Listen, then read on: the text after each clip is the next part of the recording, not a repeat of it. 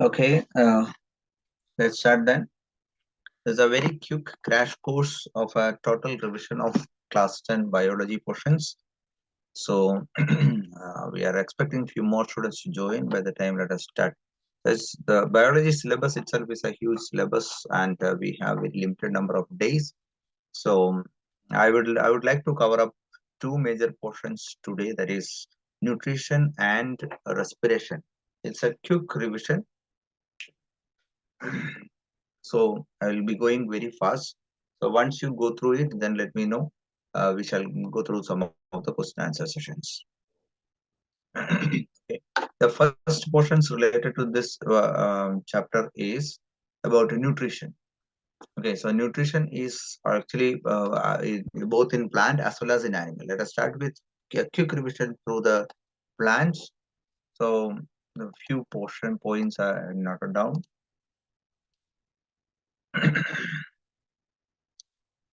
The life processes, there are four major portions in this chapter, that is nutrition, respiration, transportation, and excretion. And coming to the topic nutrition, we have to study about two major kinds of nutrition, that is autotrophic nutrition and heterotrophic nutrition. Autotrophic nutrition are of two types, that is chemosynthesis and photosynthesis. And photosynthesis we are learning in detail in this chapter. Though the textbook deals with very limited portions, because we are learning photosynthesis, we are expecting slightly here and there. But the normally the question paper does not go beyond the textbook. Okay, so you can be rest assured that whatever is covered in the textbook, if you can understand, yes, obviously, if a term is provided in the textbook and the meaning is not explained or the definition is not explained, yes, we are supposed to learn that. Okay, so to that extent, we will have to go beyond the textbook, not much beyond the textbook as far as the board exams are concerned. Whereas for competitive exams, for other this thing, we normally cover a little larger syllabus in the school also.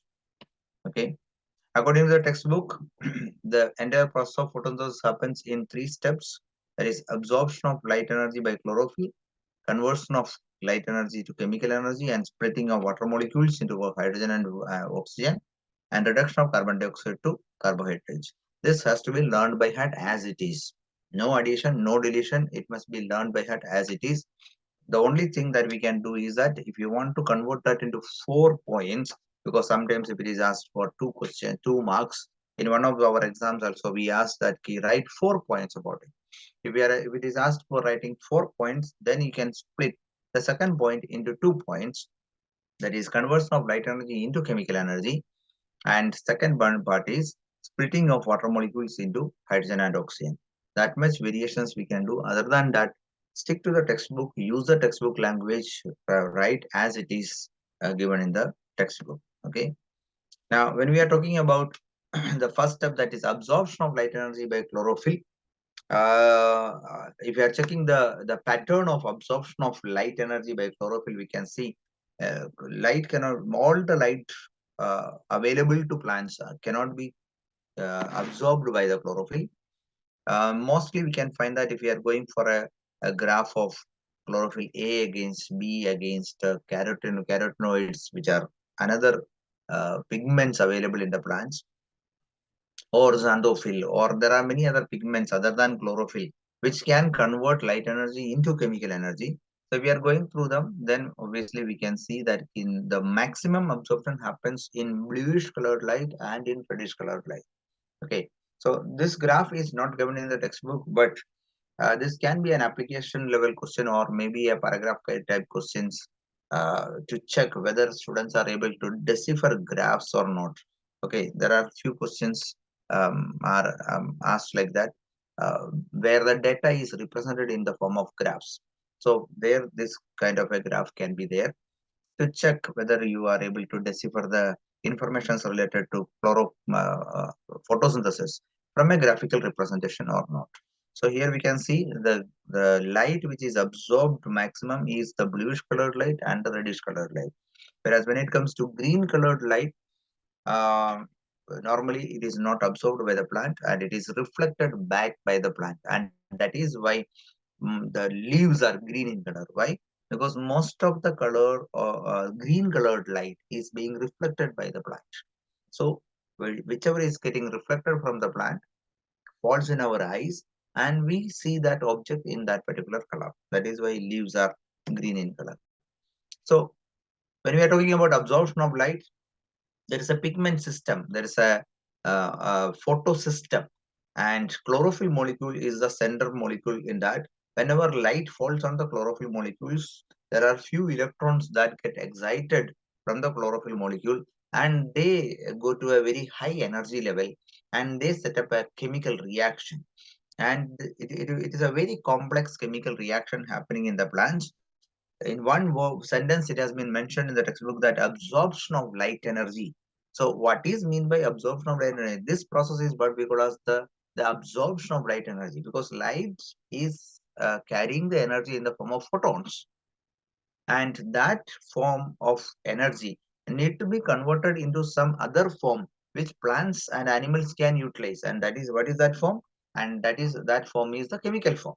Now, when we are talking about chemical energy, there are two different types of chemical energy. One is the chemical energy that keeps the nucleus binded together, and other one is the one that is between the nucleus and the electrons. Okay, so here the energy is getting transferred to electrons. So once the energy from the photons are given to the electrons, then we say yes, the first process has been completed. That is absorption of light energy by the chlorophyll has been completed. Okay. Now comes the second part, that is conversion of light energy to a chemical energy. Now, electrons cannot keep the energy with them for long. If electrons are there with higher energy level, they will indulge. First and foremost thing that is going to happen is that they will leave the atom and run away, because when they are getting more energy level, they will go to the larger orbits. They will move away from the nucleus because they have more energy, and they will start revolving in a larger orbit. And sometimes it can get to such a distance from the nucleus that they will leave the atom and will start roaming somewhere else. And another atom which can accommodate this electron will absorb them and will start utilizing the energy for some chemical purposes. That means electrons with very high energy level in any system can set off as can trigger a reaction. So a lot of chemical reactions start, and at the end of the chemical reaction, you get some chemical. So there are two steps happening. One is absorption of light energy into chemical energy, absorption of light energy by the chlorophyll molecule. That is exactly mean by the conversion of the energy of the photon into the energy of electrons. And in chapter number 15, we have studied that how much amount of energy can be absorbed, or what is the rate of this conversion. Hmm. What is the rate of this conversion? It's only 1%. If you remember, we studied the 10% low in chapter number environment, and the number has changed in the new book. Sorry, in chapter environment, our environment chapter, we studied the 10% low. According to that 10% low, when energy is flowing from one trophic level to the next trophic level, only 10% is transferred to the next trophic level. But the percentage of absorption of energy from the sun to the plant, or the amount of energy absorbed by the plant, is just 1%. And what is that 1%? That 1% is this conversion rate. Which conversion rate? Absorption of light energy from the photon to electron. Okay, so out of the total amount of energy that falls on a chlorophyll molecule, only 1% can be converted or can be given to the electrons, can be converted into the energy of the electrons. The rest all are uh, uh, going wasted. Means plants cannot use it. It will be there in the nature somewhere, but plants cannot use it. Once the energy is given to the electrons set off a chemical reaction, and they end up in making some chemicals. There are many chemicals which we have discussed in the class also, or you must have heard in previous thing also. that NADPH or ATP, these kinds of molecules which can store energy for some time and can release it whenever it is required. So it's a kind of a reversible chemical reaction where you can charge and discharge. So there are certain chemicals like FAD, flavin adenine dinucleotide, or NAD, nicotinamide adenine dinucleotide, or phosphorylated form of that, or reduced and phosphorylated, that is NADPH. Or you can go for ATP, which is a very commonly known term, adenosine triphosphate, where with addition of a very phosphatic molecule onto adenosine molecule, energy is getting added onto that, which can easily be released. Okay, there are some elements which take up the energy and get undergoes a chemical reaction and convert to some other chemicals, but it should be something that can be reversed also. So these kinds of chemicals like NADPH2 or FAD or NAD ATP, these kinds of molecules are interconvertible. So once the energy is reaching there, or the energy absorbed by the um, electron is being used for making that, we can say the energy of the light has been absorbed. Step number one, energy of the light has been converted into light energy, or say chemical energy. Once it has been done, the energy is also being used for splitting a water molecule. Okay, now uh, splitting a water molecule is very much essential because uh, uh, oxidation, sorry, photosynthesis is not an oxidation process. It's a reducing process. It's a reduction reaction. Why is it? Why can we say that it is an it is not an oxidation process? Because in most cases, if you are finding oxidation processes are destructive processes. They break down the material into smaller compounds, whereas reduction reactions can build up molecules. So from smaller elements, compounds like water and carbon dioxide, we are getting a larger compound as a kind of a combination reaction. And so it is a reducing reaction. So for reducing carbon dioxide into carbohydrate, we need hydrogen. And that hydrogen is actually released from the water. And breaking of water molecule needs some energy. And that energy is also provided by the sun. Okay. So here is a figurative representation of the same, how the energy from the sun is being used for absorption of light energy and breaking down of water into hydrogen and oxygen. And this hydrogen will be added onto carbon dioxide, or it will be used for reducing carbon dioxide to carbohydrate. So these are the chemical that I was discussing about. Let me go quickly. The third step involved in photosynthesis is the reduction of carbon dioxide to carbohydrates. Reduction of carbon dioxide to carbohydrate. That means addition of carbon, so addition of hydrogen into carbon. One of the chemical that is helping in this entire process is Rubisco. Rubisco.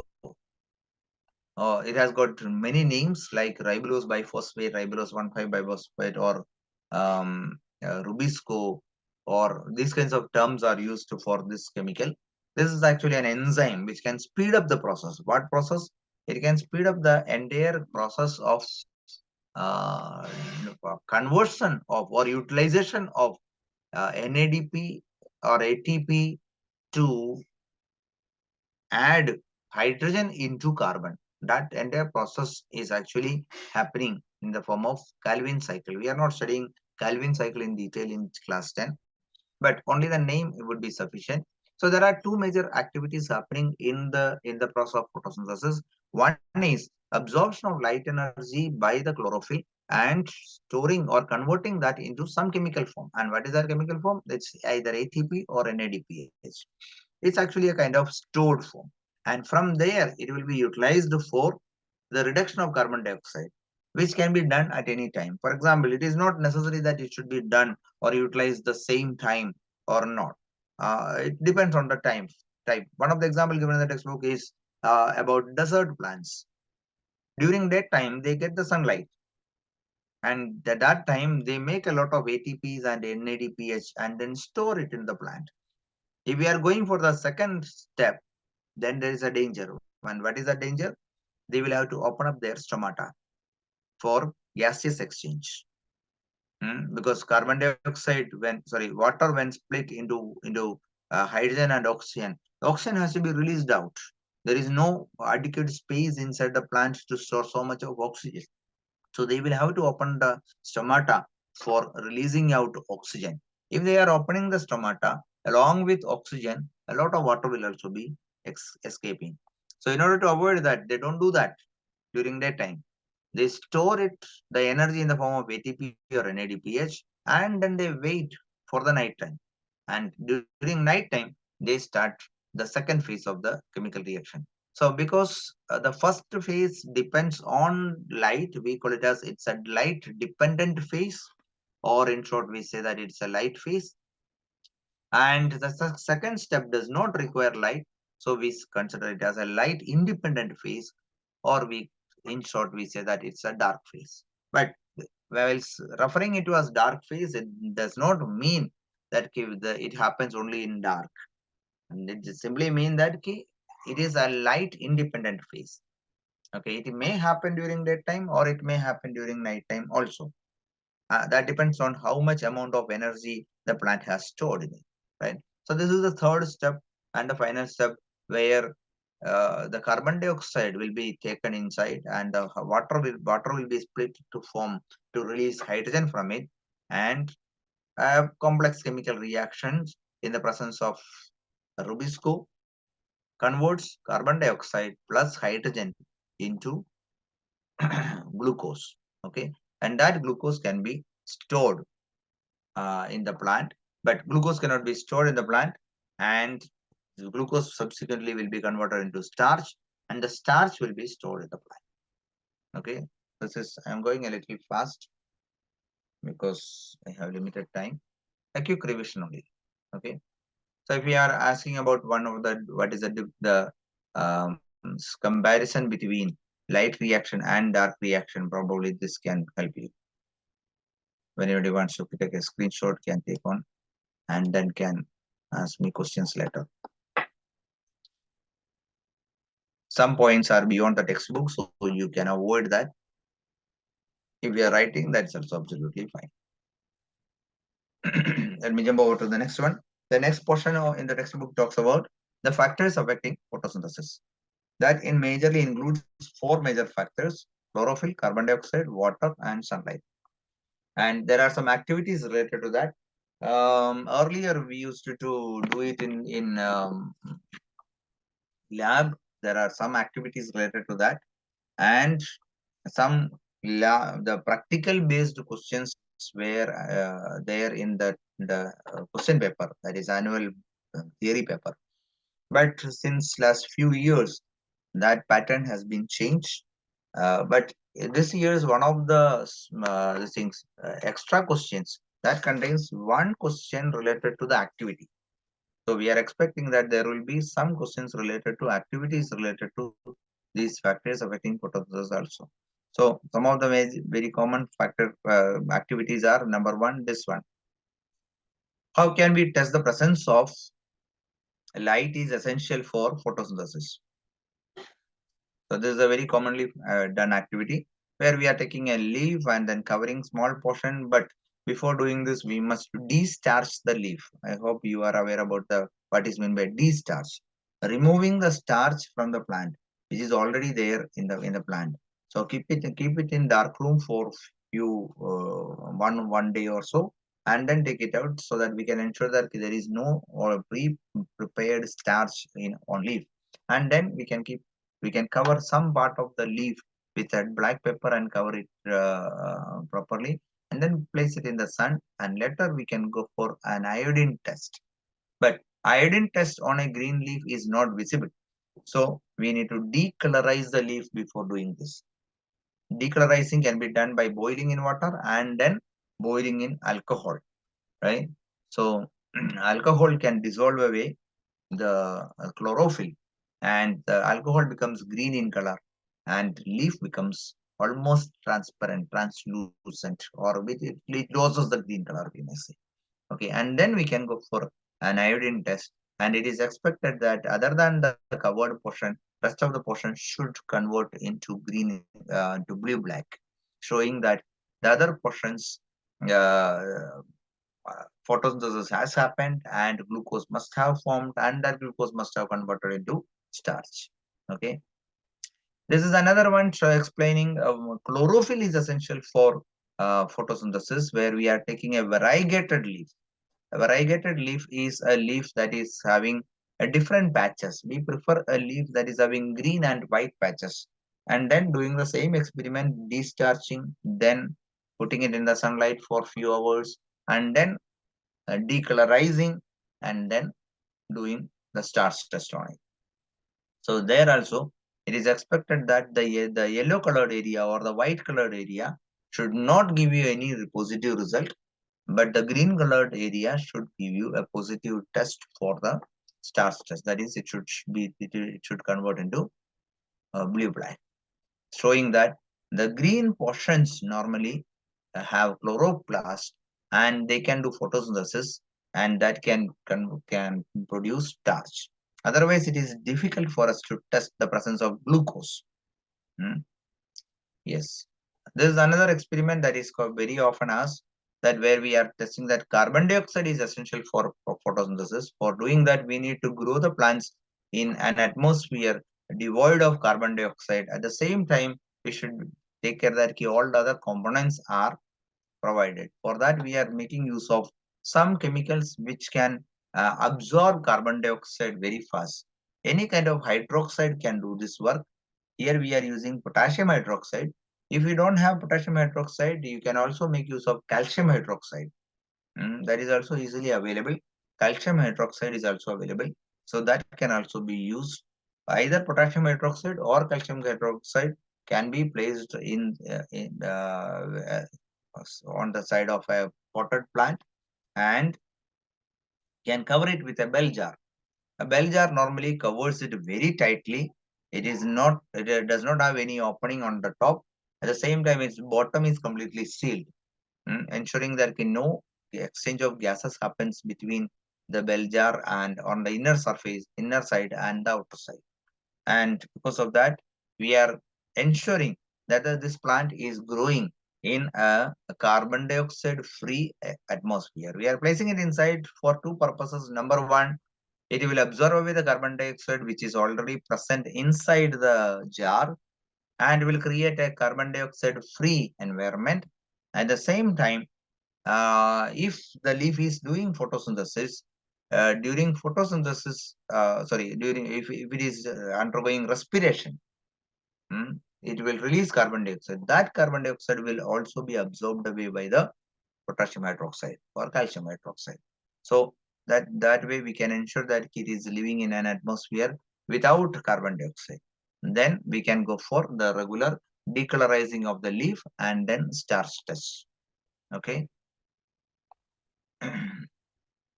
So these are the factors. Other than that, the two other factors which are affecting water and sunlight, there are no activities given in the textbook for testing this.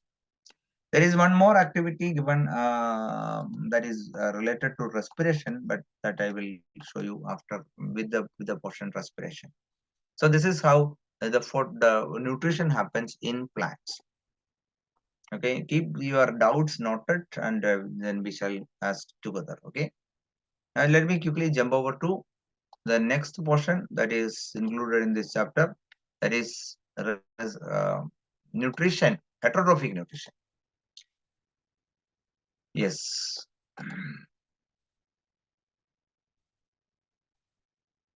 The second part of this is heterotrophic nutrition.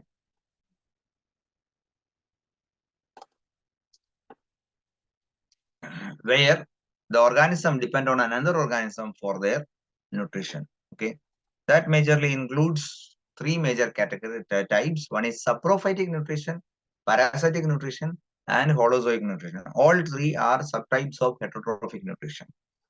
Organisms may go for saprophytic, parasitic, or holozoic, but take care that it is not always compulsory that the organism which are performing saprophytic or parasitic nutrition should be always animals.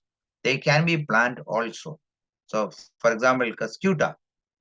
Okay, the spelling is printed wrong. Sorry. Yes, Cuscuta.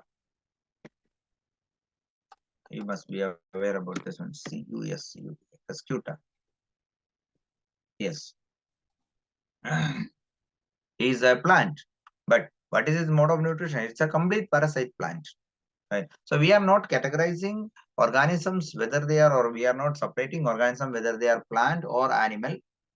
We are discussing about the type of nutrition majorly. So if an organism is depending on another organism for nutrition, whether it is a plant or animal, yes, you will categorize them into these three categories. Number one, if an organism is digesting their food outside their body, if maybe due to any reasons, either they do not have any digestive system at all. For example, in case of fungus, they don't have any digestive system.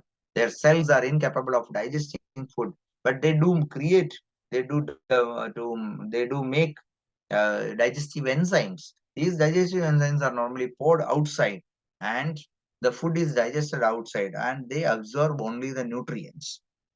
Then that can also be considered as the saprophytic nutrition.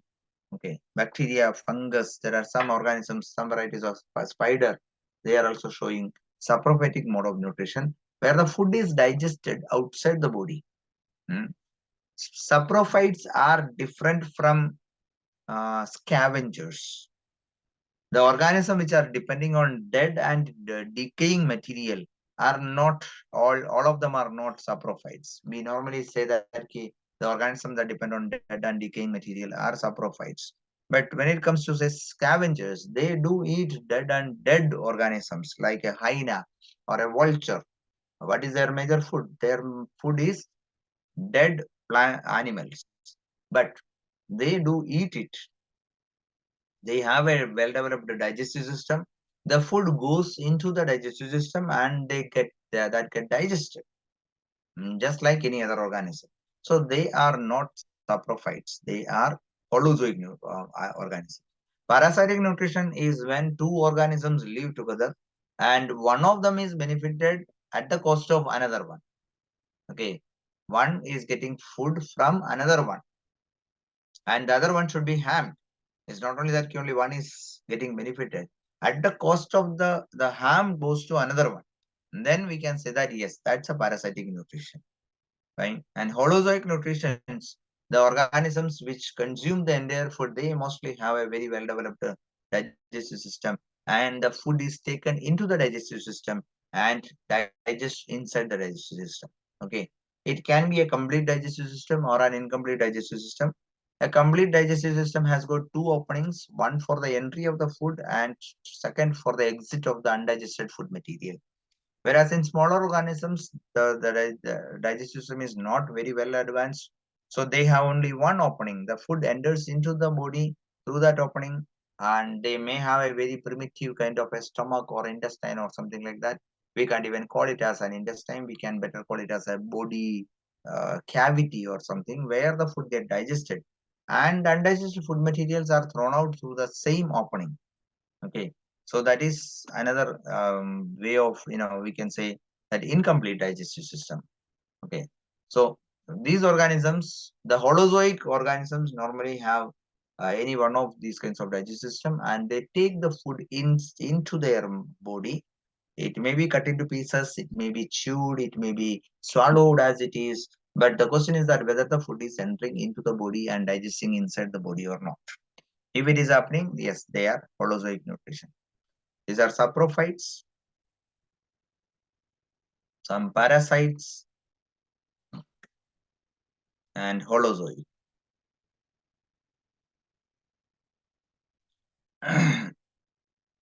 When it comes to holozoic nutrition, it follows five steps, whether it is human being or any other organism. It follows 5 steps: ingestion, digestion, absorption, assimilation, and egestion. Ingestion happens when the food is taken into the body. Different organism uses different methods for ingesting the food. Digestion is the chemical breaking down of food. Digestion can be further divided into two parts. One is the physical digestion and the other one is chemical digestion. Okay.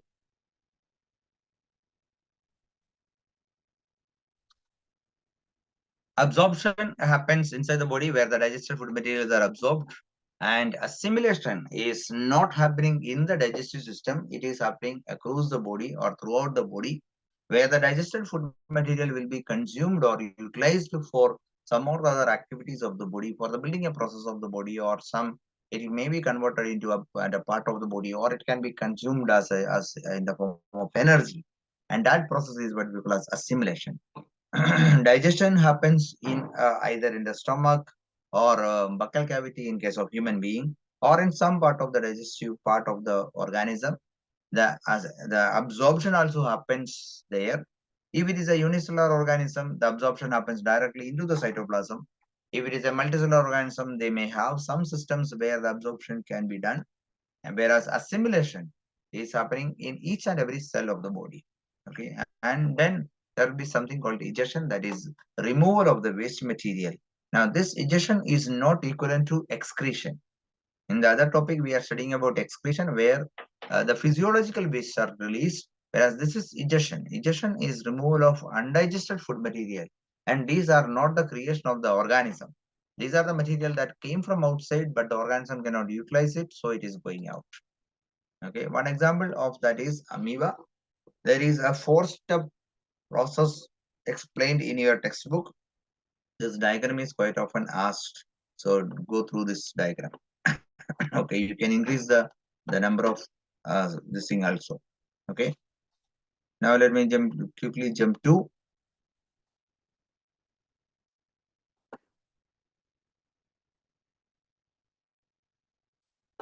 the next portion of that, that is human digestive system.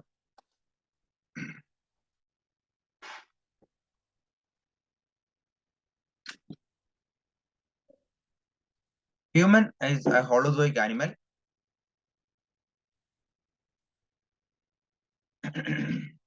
Human digestive system is a very complex digestive system. It has got many parts involved, so we need to study them in detail, but I'm going a little quickly. The first portion is the mouth and the buccal cavity. All the components of the mouth and buccal cavity need to be learned. We have at least three different organs in the buccal cavity. One is the teeth, the tongue, and the salivary glands. Teeth is helping in physical digestion. Tongue is assisting it in both the physical and chemical digestion, and salivary glands start the chemical digestion. Salivary glands can produces saliva. Okay.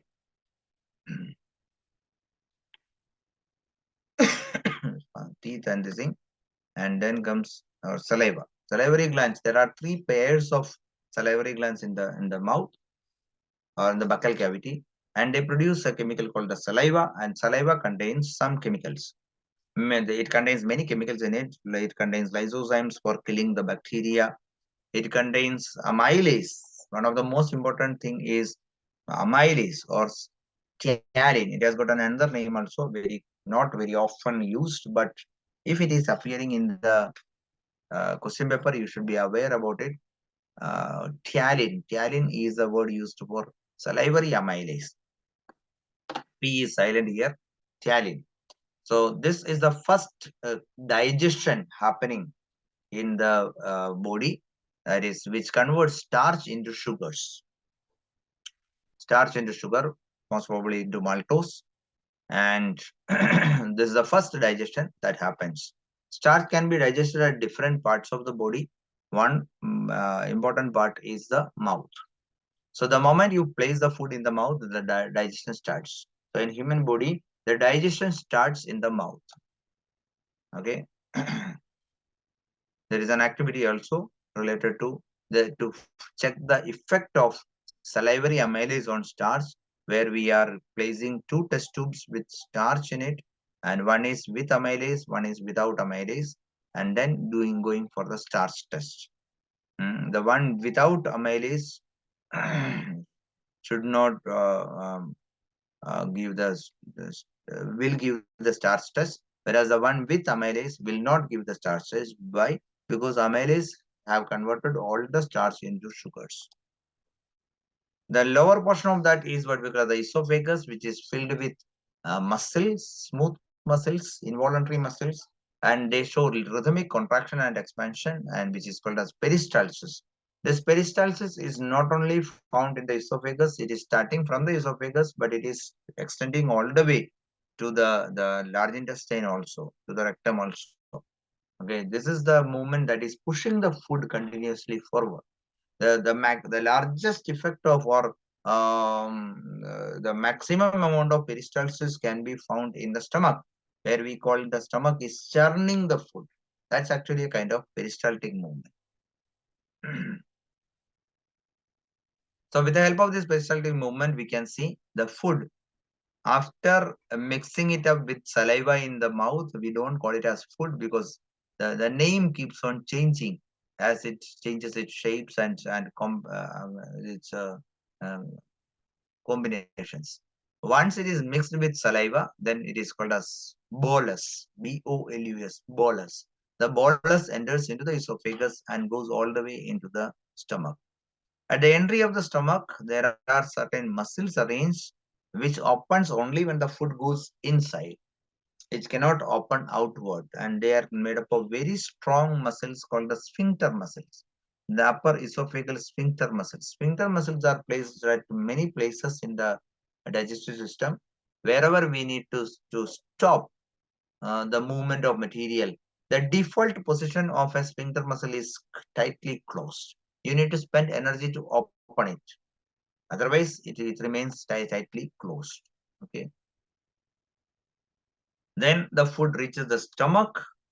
The stomach produces three major chemicals.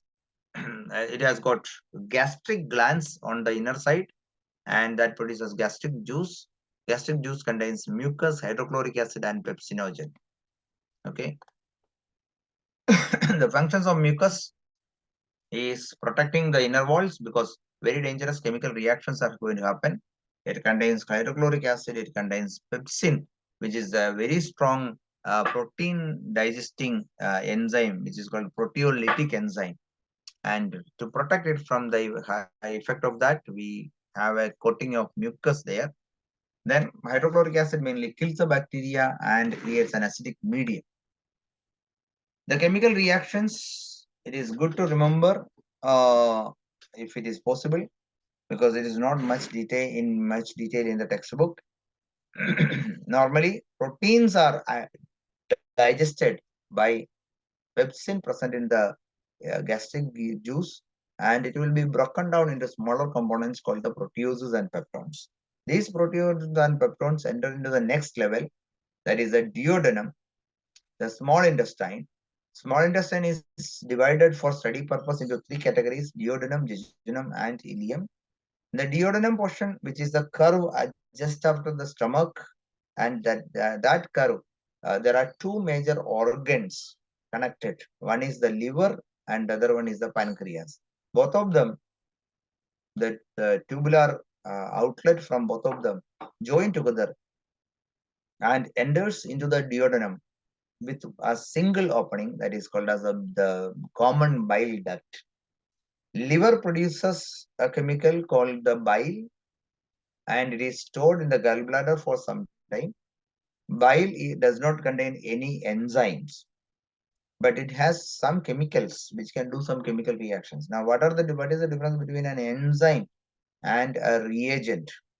A reagent, the bile juice contains reagents. Normally the reagents react with a chemical and get converted into something else, whereas enzymes are biocatalysts. Catalyst is something that can perform a chemical reaction, and at the end of the chemical reaction, the catalyst is free. The catalyst can change the speed of the chemical reaction, but it does not get used up in the chemical reaction. So enzymes are like that. Enzymes can be reused. But in human body, what happens? The enzymes get moved out with the food forward into the next level. So it may not be useful, but enzymes chemically can be reused. And bile juice does not produce any enzymes, whereas pancreas do produce some enzymes. Okay. And the bile juice normally produce bile, and their major function is breaking down of larger particles of fat or oil droplets into smaller particles. And this is called the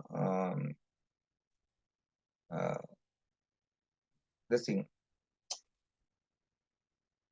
emulsification of fat.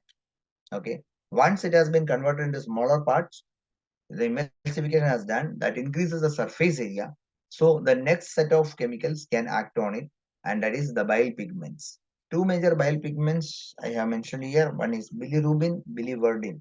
Not mentioned in the textbook, but if it is somewhere asked, or if it is available in any of the MCQ or somewhere, you should be aware about it.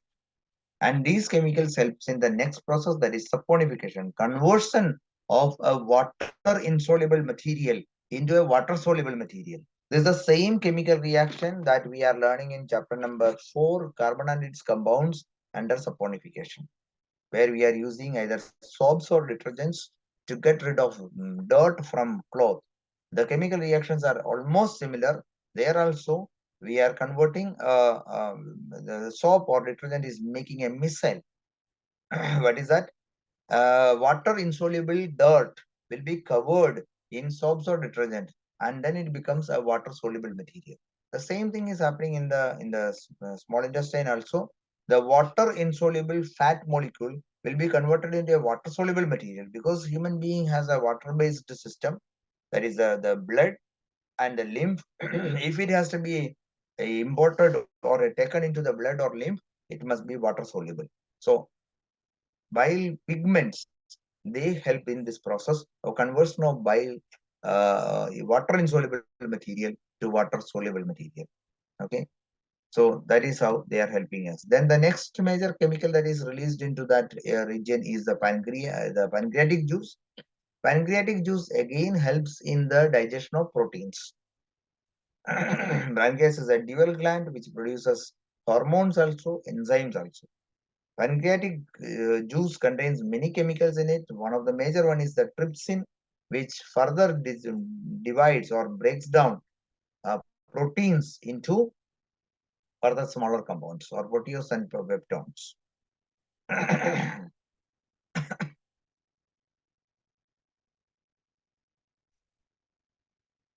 Trypsin breaks down polypeptides or dipeptides into proteases and peptones into dipeptides. So that will help in breaking down the protein molecule further.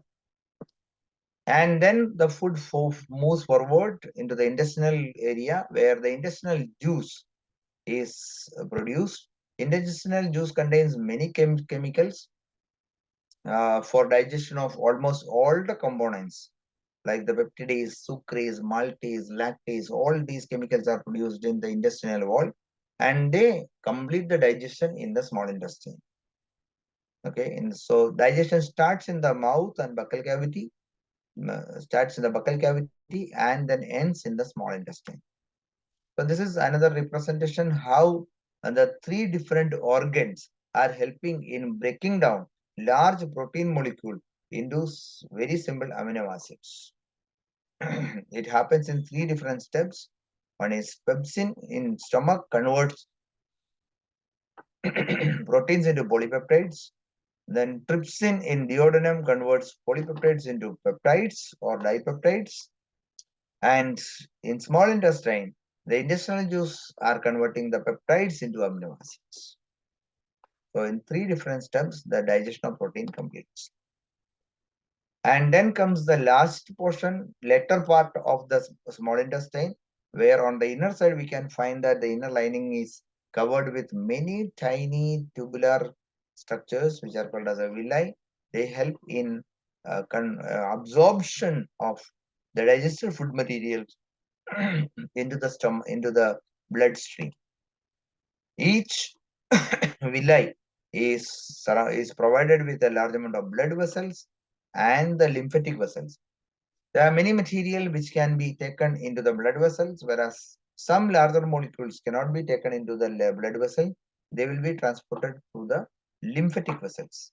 Lymphatic system is also another system which is present in the stomach, in the body, which helps in transport of material. The undigested food material normally enters into the later part, that is the large intestine. And here, majorly the absorption of water and salts happen. And large intestine is a home for many bacteria, symbiotic bacteria also. And these bacteria help in making a large amount of vitamin B complex. At the end of the large intestine is a small bowl-like structure called the rectum, and rectum collects the undigested waste material for some time. Okay, so these are some of the major portions involved in heterotrophic nutrition.